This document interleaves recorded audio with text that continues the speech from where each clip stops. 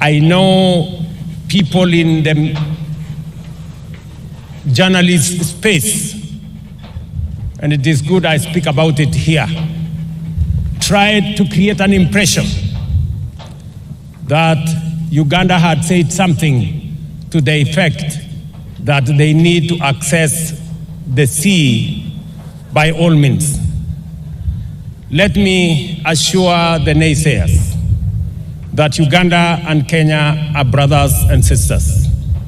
and we do not have time for negative engagement.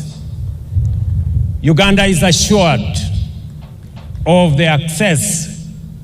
to the sea through Kenya,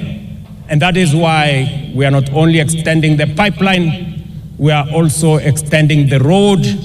and we are also extending the railway, because we believe that this region needs to move as one.